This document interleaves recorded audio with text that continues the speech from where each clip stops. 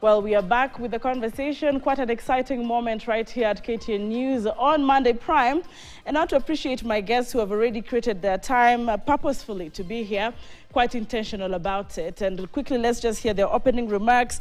One word to describe the state of the nation, even as we also appreciate joining us all the way from Uganda virtually, Dr. Birete Sarah. She's quite vocal on a number of things in Uganda. If you look at the East African region, you might want to pick a few similarities, what to learn, what not to do. Let me start by appreciating you, Dr. Sarah Birete, for creating time to be here this evening. How are you? Thank you for inviting me, Doris, and good evening, panelists. Indeed. We will be coming back to you because of the number of things you do in Uganda. And I want to also appreciate Dr. Mark Matunga, who is a governance analyst. Welcome to KTN Studios. Good evening. Good evening, and pleasure to be here. Absolutely an honor to have you in studio today. Also joining us is the legislator, and of course, many people are asking if the parliament is truly up to task, and especially now in as far as the opposition and keeping the country and the government in check. Of course, Robert Mbui, who is the member of parliament, Kathiani, has created time to be part of this conversation as well. Welcome to the studios. Yeah, thank you, thank you. Let me start with you. One word would it be, which word would it be to describe the state of the nation today? Wow, mixed up. Mixed up? Oh, yes. Sounds like two words. Or if you put the hyphen. Just a hyphen in the middle. Why so? Yeah, because, I mean, we are looking at a country where just after we come from serious demonstrations by our youth, when we thought that the president had an opportunity now to correct the ills that bedevil the country, he's gone ahead and just done the complete opposite. And so I think where we are headed is probably not in the right direction, in my opinion. Mm-hmm. Yes. Your party leader is vocal. In fact, he has said the opposition is intact and safe under his leadership. You know, now when you say my party leader, I don't know who you're referring to, because I belong to Azimio, and we have the outgoing party leader, Baba, once he gets into AU. And we also have the incoming party leader, that is Kalonzo Musyoka. So I don't know which one. Are they speaking in one voice? They are speaking in one voice. They are speaking in one voice. But when they said party leader, I got a bit mixed up. I wasn't too sure which one you meant. Does this then qualify, and I'll hear from Dr. Matunga as well, that there is surely disquiet in Azimio? Because if I said your party leader, you would say, well, yes, one is echoing the other. Incidentally, both leaders are speaking the same language. All right. Because they've said Azimio is intact. They've said we are going to hold the executive to account. The only issue is that some of the members of our coalition that unfortunately belong to one of the political parties in the coalition have been recruited into government, and so it's created a little bit of a disquiet, because you're not very sure what exactly it means going forward. Are we still together? Have they crossed over to the other side? I mean, it's like a Republican going into a Democrats government. I don't know. We are wondering whether our democracy is mature enough yet. Is our democracy mature enough yet? I like what you have put on the table. Yes. And I want to come back to you for more details and even deeper analysis from your perspective. But allow me to hear from Dr. Matunga. You know, you're not just a governance analyst. You're also very big on technology. But we should be moving forward with technology as much as we move forward democracy. What is the one word to summarize the state of the nation in your words? Stable. Stable. Why? How contrary to what the Member of Parliament said? Ankidori, you have to actually look at the broader aspect of what I mean by stable. We have a country, and we have a country called Kenya. If you knew that Kenya was unstable, we would not even be sitting here. Especially those of us who know what instability in a country really means. Country at war, the economy is in tatters. You can't even afford to get gas or petrol in a petrol station. You can't even get bread in a shop. It would be a country in tatters. What I am seeing now is, in my view, a stable country. We are having a very vibrant conversation. At times, our conversations get to be a bit violent, one way or the other, whether you call it protest, demonstrations, or police brutality, whichever way you put it. But we still actually have a country we call Kenya. And so for me, I choose to be optimistic. I choose to look at the positive aspect of our country, and that is why I'm saying stable. Let me read this for you, the front page of the Sunday Standard very quickly. The demands of Raila Odinga. When you speak of stability then, he says, my talks with Ruto and demands. What they termed as new revelations. Opposition chief said he set free 4 ODM leaders nominated for cabinet positions on the president's request, pending an agreement arising from structured talks and fulfillment of a raft of demands that include addressing 5 key issues and a national convention to culminate in a constitutional review. Stable, you mean? The Gen Zs are still planning to go back on the streets. The Azimio leader says, fine, I set free 4 of them, but there are conditions. How sure are we that this cabinet secretary's nominees will even sail through and will have a fully functional cabinet? Isn't that a bit of instability? No, it's not. And, okay. and I take an issue with how we view what we call dialogue or conversations. Even in homes where we are, there are instances whereby our conversations can be animated. That doesn't mean that that family has fallen apart, that it doesn't exist anymore. Even the demands that we're putting, I mean, I see the positive element in all of that. I mean, just take an example of a country like Somalia. All right. Would we be saying the same thing about Somalia? Look at the kind of engagements in South Sudan.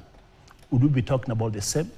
Look at a host of other countries. Even for example, look at what's happening in Ukraine right now. So, in my view, today, Mheshimiwa and I were able to actually drive here peacefully and get here. The fact that there are demonstrations, that shows that we have an opportunity to actually express ourselves, regardless of how those demonstrations or how those protests actually turn out to be.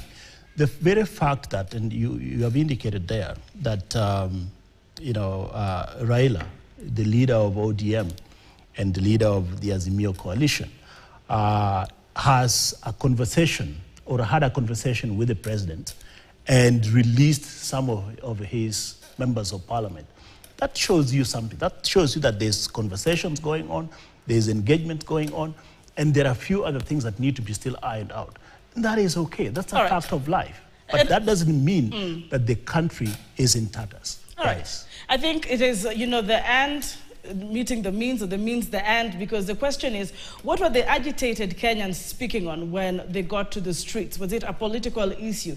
Was it a social issue? Was it an economic grievance? And how are we then responding to them? Allow me to cruise over all the way to our neighboring country in Uganda and hear the voice of Dr. Birete Sarah, who is the chairperson, Global Network for Domestic Election Monitors, among other things. She is a lawyer. She's also the chairperson, East and Horn of Africa Election Observers Network, that is also E-Horn.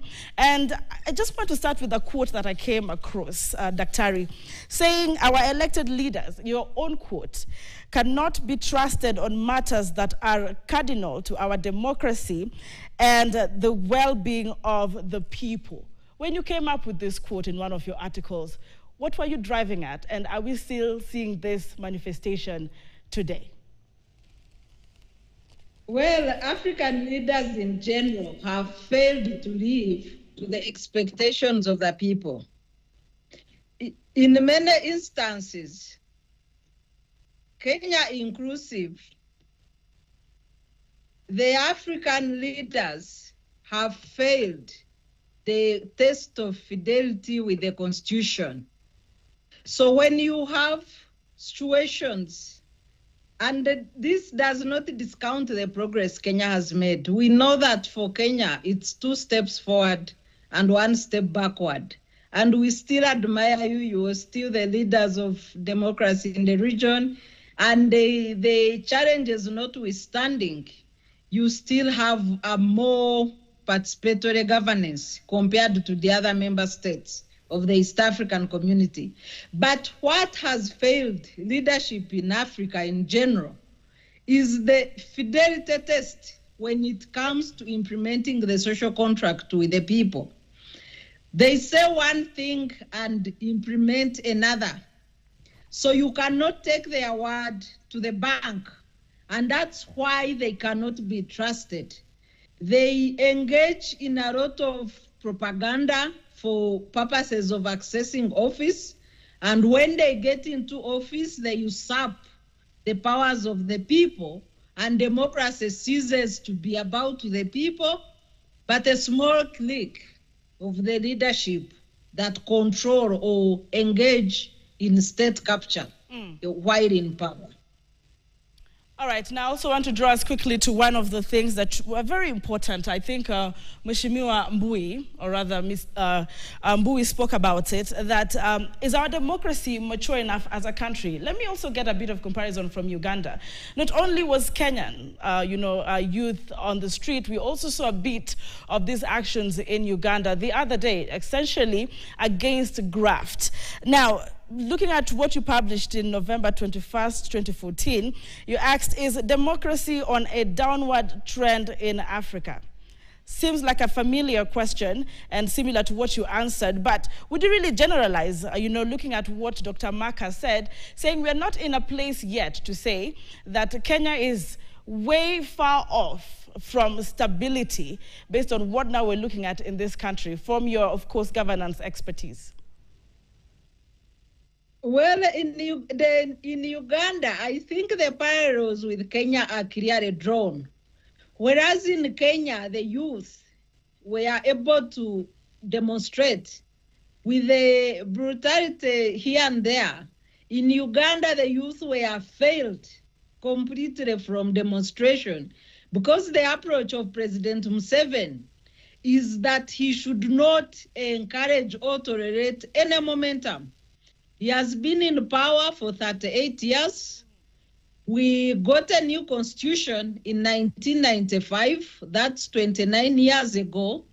This constitution has the same fundamental rights and freedoms, like the Bill of Rights. The same constitution, for example, has duties of a citizen, and among those duties is a duty to fight corruption.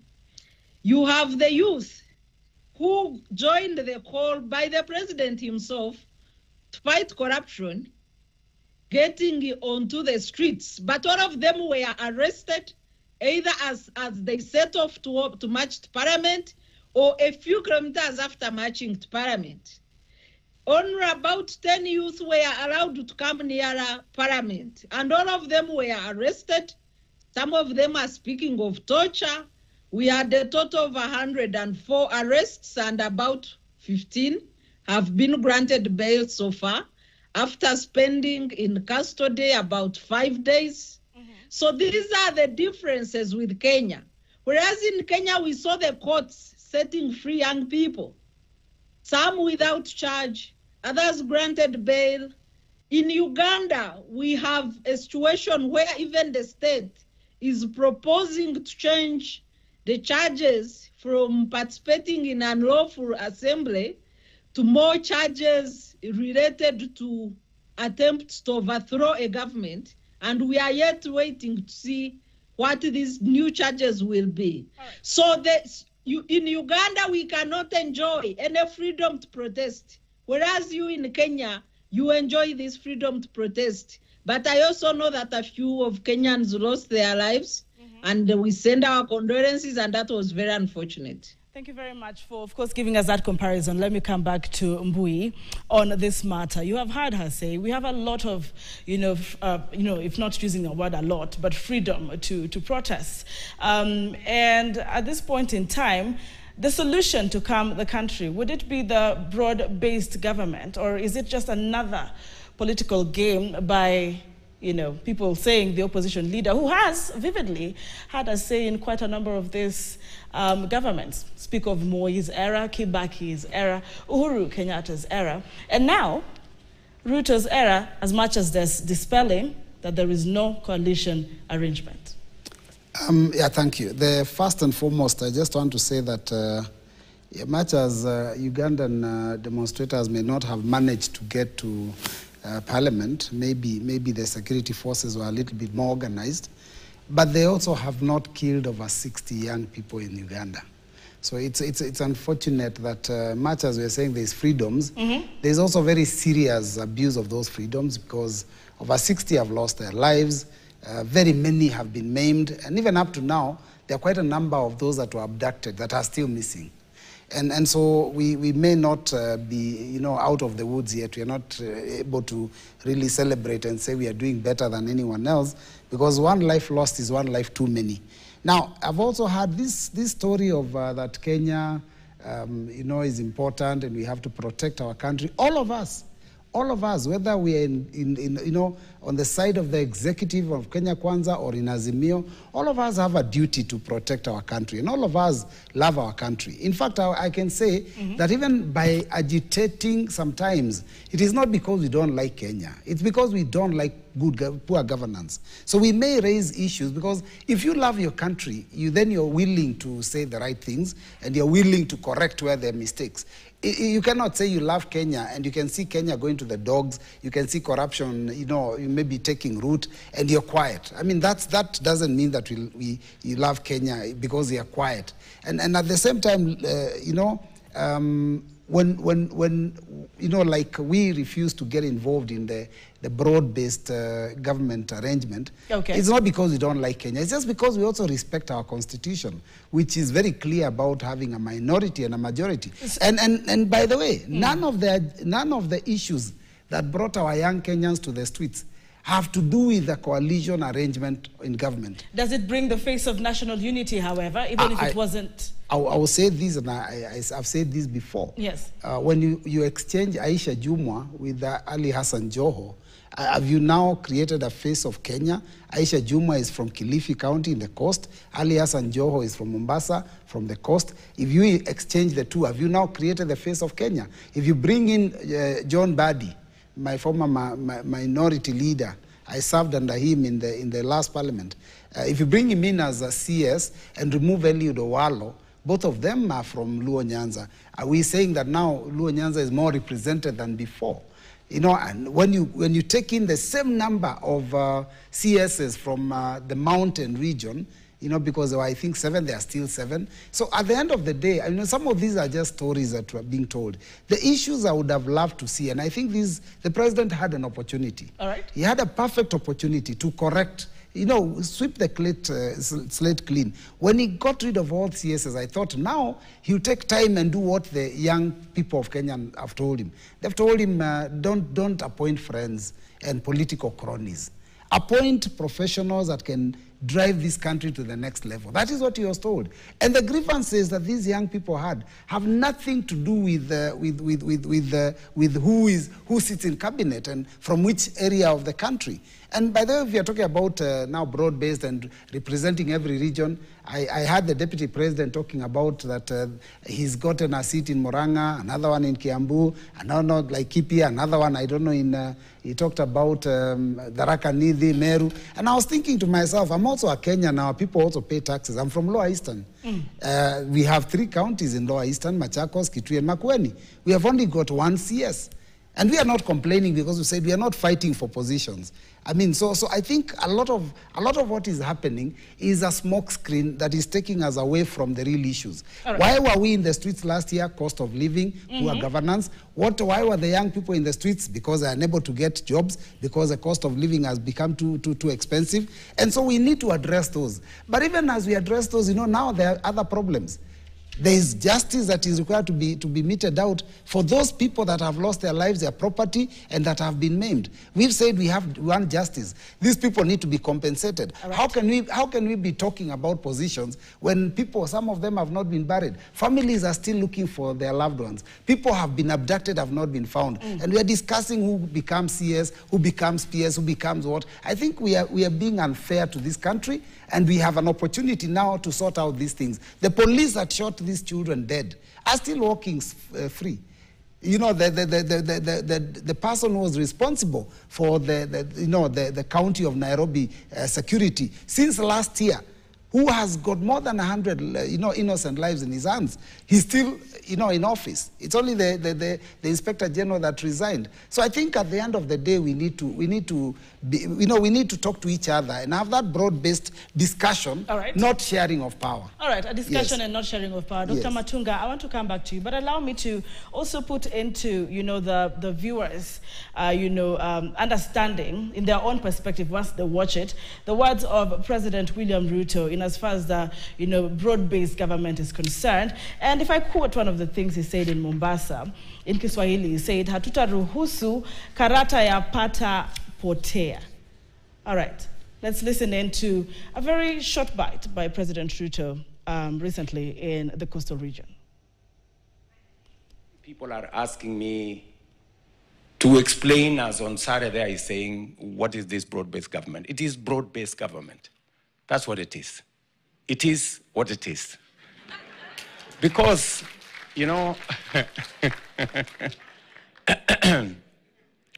because, there has been this feeling that maybe this government is made of William Ruto's friends, right? And William Ruto's buddies. And I said, it is time. I have friends. And I've seen many people ask me, okay, why did you, dismiss the whole cabinet? And then you hired some back. Let me answer it this way. It was necessary to have a fresh start. Because as I told the people of Kenya, we're going to have a broad-based government and we're going to have a fresh start. So that even those I have given another opportunity to serve in cabinet, they must now know that this is new. The terms are different. We may have been friends, but now the terms are different. All right, let's get back into it. Dr. Matunga, before I go back to, of course, Dr. Sarah Birete, the president, in fact, from, the X space is now going even further to town hall engagements, hoping this way then he can reach the grassroots further regionally. In your governance expertise perspective, is it just another way and style? Is it a campaign? Is it a reconciliation move? Is it even objective or subjective? Anki, the problem that we have in this country is the problem of mistrust. There is less opportunity to actually convene truth and be able to sufficiently apply confidence so that whatever anybody says, you can trust. Mheshimiwa is here. He's in what he considers the opposition, even though there is no provision for that in the Constitution. There is no Constitution that says if you are in Wiper or if you are in Azimio, that you must be in opposition, that you must... I beg your pardon. I beg your pardon. I'm very clear on that. In the parliament, we do have minority and majority. Yeah, but, outside the parliament, do you have an opposition? But being minority doesn't mean that you're opposition. Okay. Yeah. I mean, when the president set up his first government or his cabinet, didn't he have other parties even before forming of that government? So the fact that people in ODM, I mean members of parliament from ODM, have been nominated to serve in the cabinet does not mean that now opposition is being cannibalized. I mean, you can be in government, you can be even in cabinet, you should be able and be able to actually raise an issue if something is not going right. So just the fact that you're in government doesn't mean that you accept anything that is going wrong. And just the fact that you are in a minority party does not necessarily convert you to be an opposition person who basically opposes anything and everything. So let's be clear on what conversation that we are having. There is no law that prohibits President Ruto from appointing members from the minority parties into his government. And I want to also indicate here fairly clearly that, yes, there are issues that need to be canvassed. There are issues that need to be addressed. On the question that you've asked me, the president, in my view, as a Kenyan, he's making every effort to actually reach out.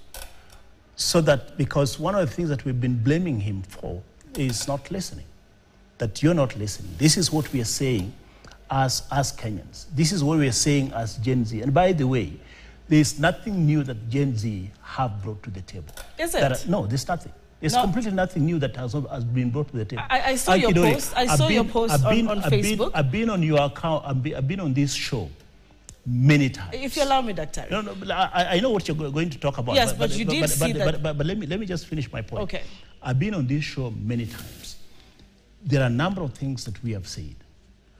And these issues, be it corruption, be it cost of living, be it what we would consider as nepotism and all of that kind of stuff.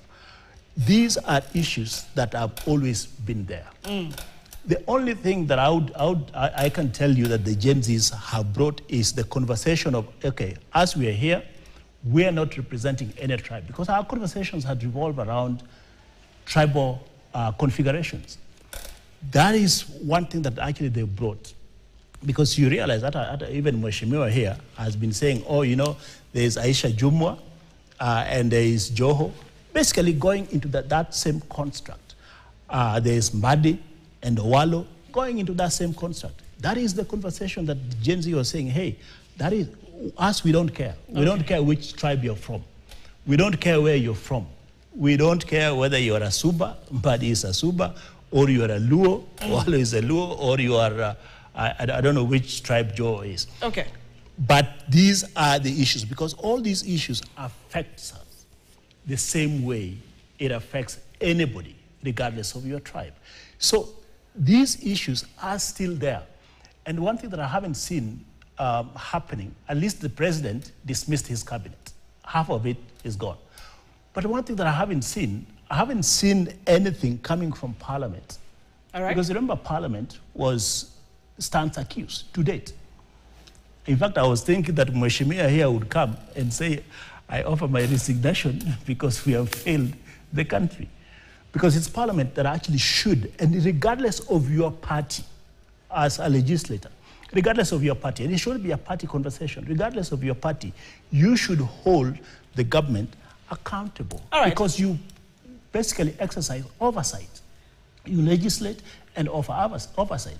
And that is one thing that we were saying as Kenyans, and the Gen Zs were saying, and many people have said it before. This is not the first time that Parliament has been attacked. Of course, not to the extent that it was. But, you know, Kenyans have demonstrated, Kenyans have protested, and Kenyans have expressed many times that Parliament has failed them. Not this Parliament alone, but as several other parliaments. So that is one thing that actually needs to be addressed. Let me cross over to Uganda and come back to you just shortly, because a number of things, you know, saying the Gen Zs have not brought in anything special, you know, in that regard. Dr. Birete, a number of things. You know, if you look at the, you know, the revolutions that happened, if I go all the way to Burkina Faso, where there's a constitutional issue, you know, if I go back to the, you know, the Arab, you know, kind of revolutions, I mean, the question would be, is it really, really true that there isn't anything as special that you have seen as a governance analyst that the Generation Z in Kenya have brought forth? And I also really wanted to interrogate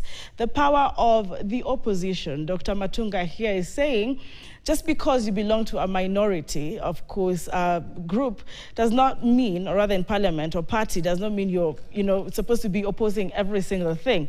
In 2023, if I do a bit of a hindsight, one of the things that the opposition at that time, or rather ODM and Azimio were agitating for, was the interference, all right, of the other political parties. Then we're looking at, Jubilee within the Azimio. Some would argue that at this point in time, President William Ruto has succeeded in disorienting the opposition. What is your analysis? I think the Gen Z revolution. Yes, we can hear you. Yeah, thank you very much. I'm saying that the Gen Z revolution in Kenya cannot be discounted. It's very clear, and the youth remain the majority.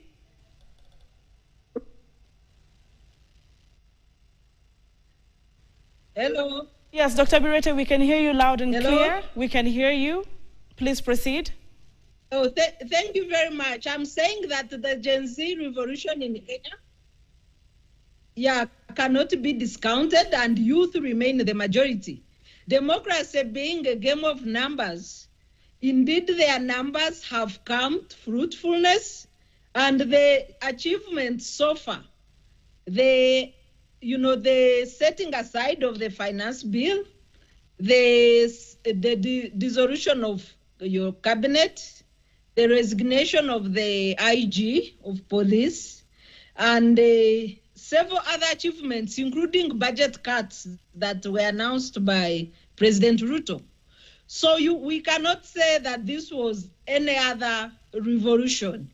But also, importantly, the Gen Zs are moving away from the tribal politics that have dominated Kenya since independence. They came on a front of being tribeless. They managed to unite Kenya for the first time away from tribal lines, and I think we should give them that credit. If you look at the formation of the broad-based government and whether minority parties can also participate in the broad-based government, I think that the formation of this government should be guided by principles. What is it that this broad-based government aims to achieve? Is it bringing more inclusivity and consensus in politics? Are the leaders that are forming this government ready to partake of the shared responsibility that comes with the decisions that the government will make, or they only want to associate with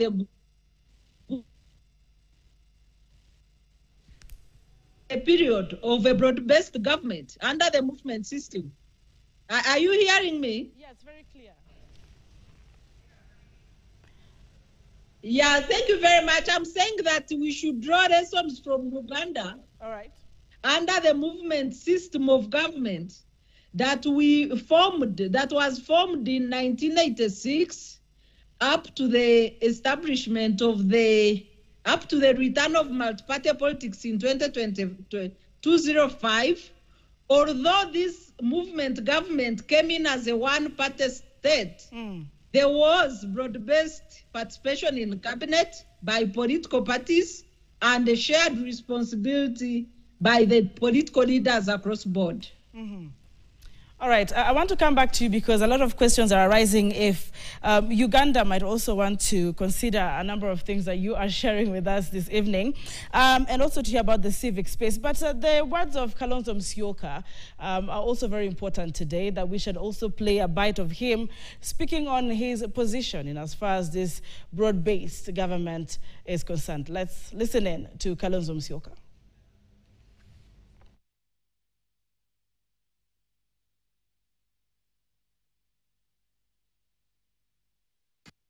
For the love of this nation, we will stand. Hata William Ruto anajua Kalonzo atakuwa mpinzani wake. Hiyo anajua wazi. Anajua hiyo. Kuna mengine wazi. Kuna mengine alio wazi. Mwenyewe alitamka huko Homa Bay.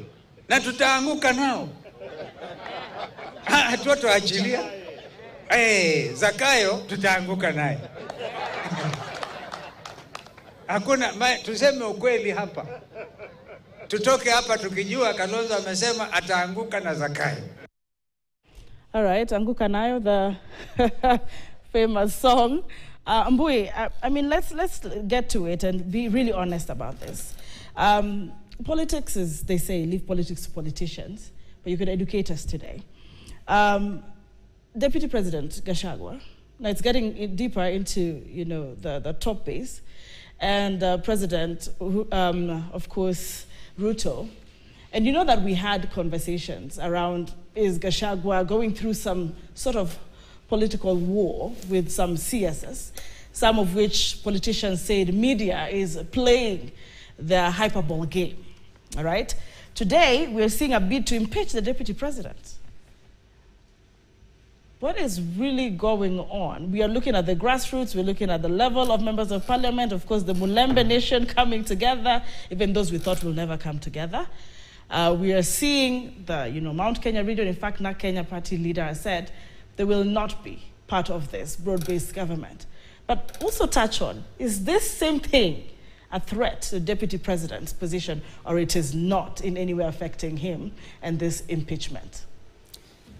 Well, I think what's happening in Kenyan politics is a lot of deceit takes place. And I like what Mark said. He said there is a deficit, trust deficit. Mm-hmm. And it's because of the things that politicians do. Just before the Gen Z uprising, I wouldn't want to call it a revolution, though it looks like one, but just before the Gen Z uprising, the deputy president was completely isolated.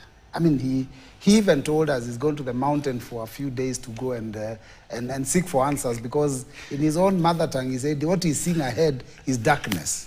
I don't know whether it was this uprising that he had seen, but at the same time, he wasn't even accorded, you know, transport arrangements through military choppers and police choppers. Well, at some point, you would go to functions late, and you tell the president, I'm sorry, I've come late because, you know, I'm having challenges of transportation. And immediately after the uprising and immediately after the dismissal of majority of the cabinet, except the illegal office of Prime CS, he appeared in a military chopper.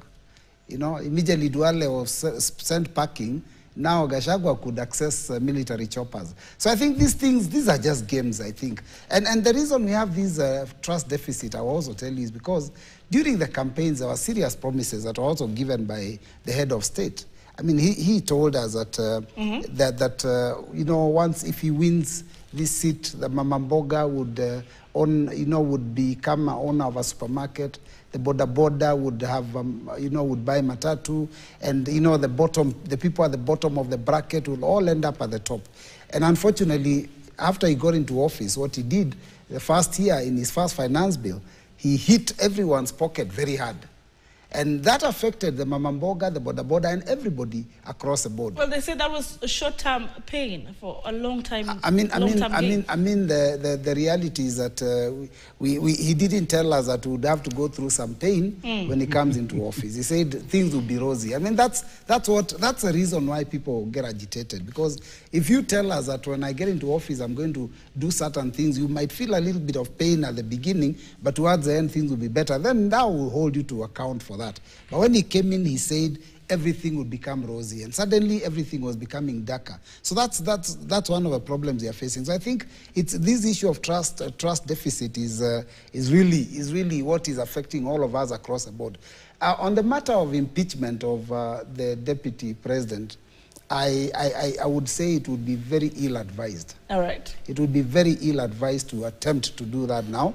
If we are talking about healing the nation and bringing people together, why would anyone start a fight with the deputy president? Why would you want to send him packing? After all, he was elected in a common ticket with the president, and there's nothing that he's done that is really, would warrant for anyone to pay for his blood. So I think it's just these political machinations that are playing out.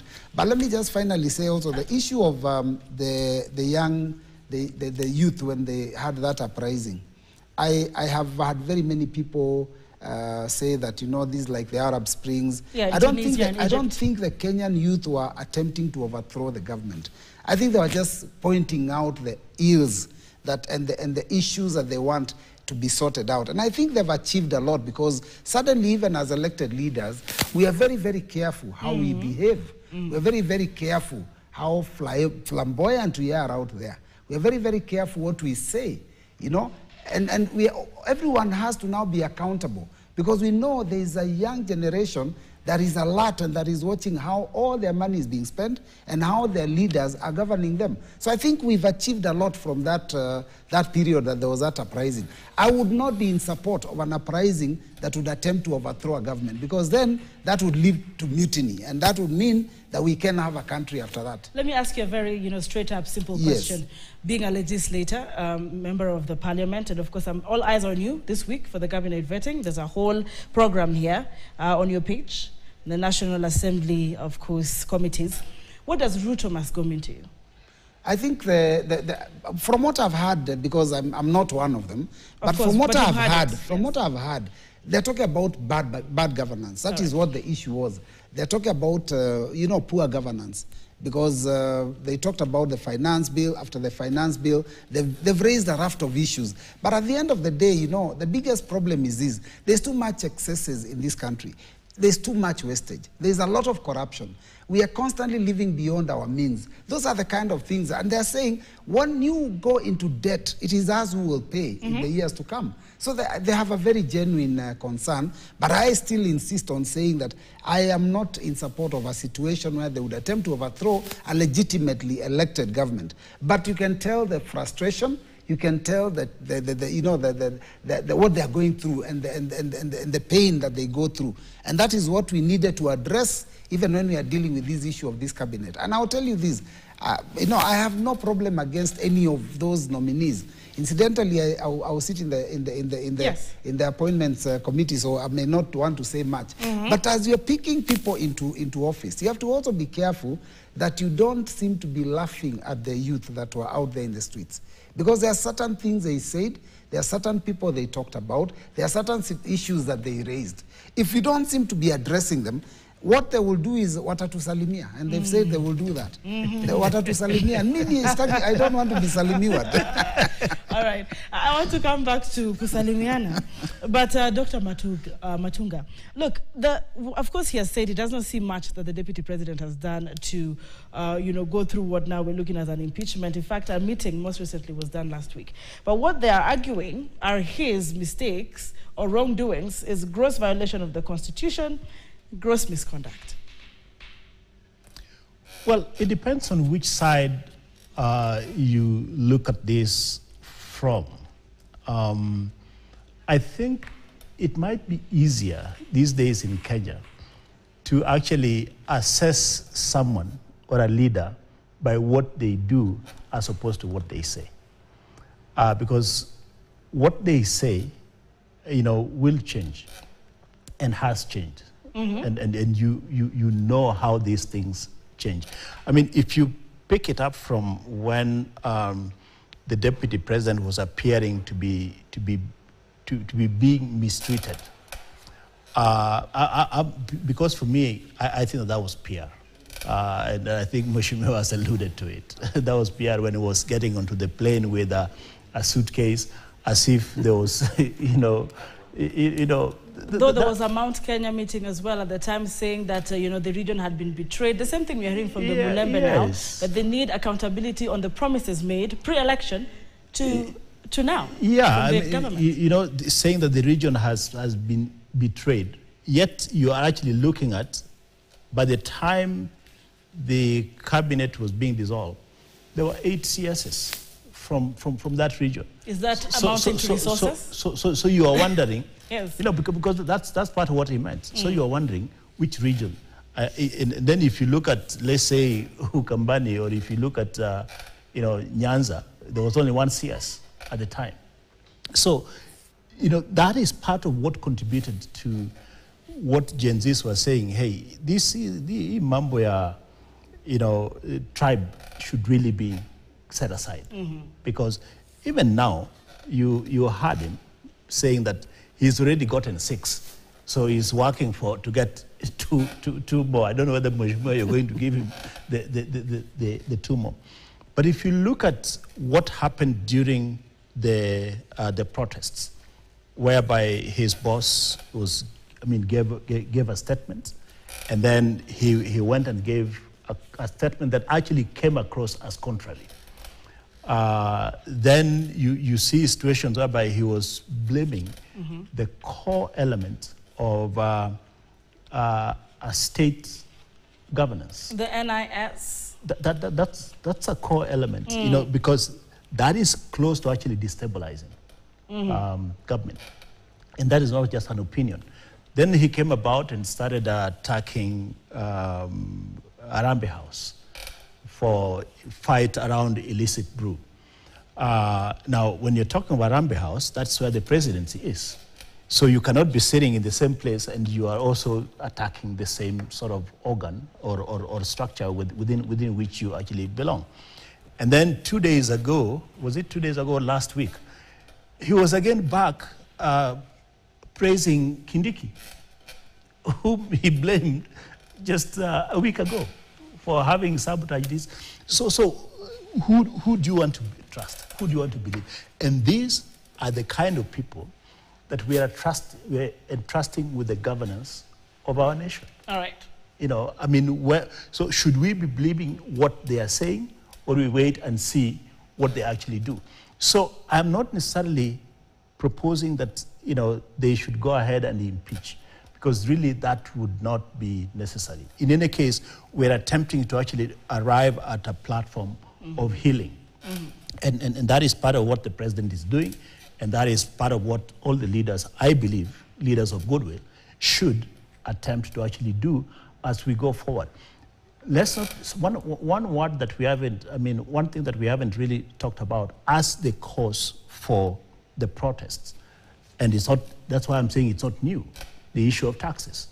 Did it just happen the other day that was the first time that it was agitated around? No, we've been agitating around issues of taxes, especially taxes, the rising of taxes. Well, now we have the member of parliament who said, let's give Ruto his skank, taking over, of course, as a nominee for Treasury. Yeah. Might this be an answer, according to President Ruto, to actually deal with this? A different idea that the minority have been pushing for the president to do things differently.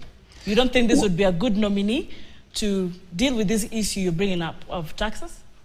No, taxes are not just dealt with by the CS. All right. There's a whole process that actually comes into play of when actually, taxes can be raised. Because members of parliament have the right to actually say yes or no at one point or the other. I don't think that the cabinet is set to go and deal with the issue of taxes. The point that I wanted to make around taxes is that the Kenyans would not really be opposed to paying taxes, at least in my view, because we know as Kenyans that there is no way a government can run without paying of taxes. So we would pay taxes. My biggest problem, and I think the biggest problems that the Kenyans are saying, is that can these taxes really serve the purpose that we are raising it for? Can they serve us? Because most of this basically goes to corruption, which to me is the biggest issue that we should actually deal with. Because if we're able to, you remember Uhuru said during his reign that how much are we losing every day? 2 billion. 2 billion. And maybe even now we're losing more. All right. Kenyans will not be opposed to actually debt. As we cross over to Bireta? The problem is that when we get that debt, where does it go? Where does it go? All right. In fact, some are arguing, do not say that we have sorted the Eurobond when we just took another one to sort what we had. Dr. Sarah Bireta, before we let you go, you said something very intriguing tonight. You said two steps forward, or is it 1 step forward, 2 steps back? And it's not just because you're Ugandan that you're here, maybe to make that clear, but your expertise as a lawyer, and the many hats you wear, and also your power under civic education has brought you to this conversation tonight. Now, where is the place of civic education? If you listen closely to our president in one of the televised interviews, he said, well, his communication team had failed him at some point in as far as what we're seeing in this country. But what can be done better? Because at the top, down to us, communication is very integral, together with your closing remarks. Well, civic education is the core of empowerment for civic participation in their governance. It's very important to the extent that it empowers citizens to make informed decisions as to who should govern them and how they should be governed. So when governments give little funding, which is usually the case, towards efforts for civic education, they want to thrive on the ignorance of some of the citizens to be able to engage in bad governance without being held accountable. Any government worth its name should make sure that they prioritize the empowerment of citizens to enable them check the excesses of their leaders. But before I go off the show, as an expert on elections, I want to make a call for the fast tracking of the IEBC process. Kenya has not able to hold some of the internal elections due to, lack of complete composition of the IEBC. And the process has stalled to the extent that it was among the key issues raised during the protests, and it needs to be fast-tracked. I don't see why the IEBC remains the way it is, with very competent Kenyans that should be able to fill that place and make sure that the electoral democracy of Kenya goes on a progressive trend instead of a stalemate where some of the elections are unable to be called. But as I sign out, I wish Kenyans all the best. Any democracy that is not about the people is not worth its name, because the key definition of democracy is a government of the people, for the people, and by the people. I want to salute the Gen Zs for putting their feet down on ground in demanding for accountable leadership. Thank you very much. Dr. Birete Sarah, who is the chairperson, Global Network for Domestic Election Monitors, and also the director of Center for Constitutional Governance, joining us all the way from Uganda. All right, Robert Mbui, Member of Parliament, Kathiani. Let's hear, before wakusalimia kidogo. They are coming to the Parliament for vetting. You are promising Kenyans that you will be objective, and you look at competence and integrity, among other things. In fact, I will tell you that I was also in the last vetting process for Very the briefly. last year, for Yes. the cabinet that was dismissed. And at the time we started that exercise, we only had about 28 memoranda that had been sent to the committee. This time, in the first time it was announced, we had 83 within the first few days. So that means that by the time we start our vetting exercise, Kenyans will have done a lot of the vetting and shared with us, because that is what was lacking last time. That means Kenyans are now involved and will be also vetting with us, because this will be televised live, and everybody has a right to watch and, of course, know exactly what kind of questions and how these questions will be answered. We want to go there objectively and give everybody a benefit of doubt. And I will tell you that, unlike what most people think, the majority and the minority parties in the National Assembly are not supposed to be opposing each other, because all of us have a responsibility to oversight the executive together. So if we do that together and we listen to the electorate as opposed to listening to our bosses, and that is the executive and party leadership outside, then we will never go wrong. If we can agree in the House that even when we go into vetting, we shall only accept those that we feel can serve the interest of this country. If we do that, then we'll be okay. Thank you. Unfortunately, I mean, sometimes people who get compromised, they get scared, they get intimidated, and then things go south. But this time, because I know the youth are watching, we have to be careful. Be very careful. Indeed. Of course, let me hear from Dr. Matunga, the power of technology, literally seen this year. Very briefly. Absolutely. As a technology evangelist, and by the way, Mheshimiwa, I respect you because I once appeared before his committee when we were dealing with some regulations on issues technology. And he's thorough, and his committee is a thorough committee. You know, I want to pick it, and I know I only have 1 minute. 30 seconds. No, even with 30 seconds, I have to pick it from the US because that's where I spent quite a bit of my adult life as well. What is happening in the US? They're dealing with issues of gun violence. You saw the attempted assassination of the president. They're having a of the former president, right. and I hope I'm not mistaken on that. You're seeing that they're having a vibrant conversation with Kamala Harris now, the Democratic nominee, and because this program also provides for that sort of like conversation. And I think that what is happening in Kenya, and you've also seen demonstrations in the US as well. Even the other day when Netanyahu visited the US, there were demonstrations. Some of them turned a little bit violent and all of that. That is part of the reason I told you that as a country, Kenya is stable. And we are having a vibrant conversation, and it's okay to actually have that conversation. And it's okay for us to actually also reorganize, recalibrate, step back a little bit, and also admit in some areas, and do right, make right some of the areas that we've gone wrong. But to tell you the truth, we are in the right direction. We have a president. Thank you. We have leaders, and we are a country of laws. Kenya is stable. We're a country of laws. Do we live by them? Do we follow them to the latter? Dr. Mark Matunga, governance analyst, thank you so much for creating time, gentlemen, and of course, Dr. Birete, all the way from Uganda. You know, at the end of the day, what really, brings shivers is the Kenyans who die when they agitate their grievances on the streets. Who really stands for them?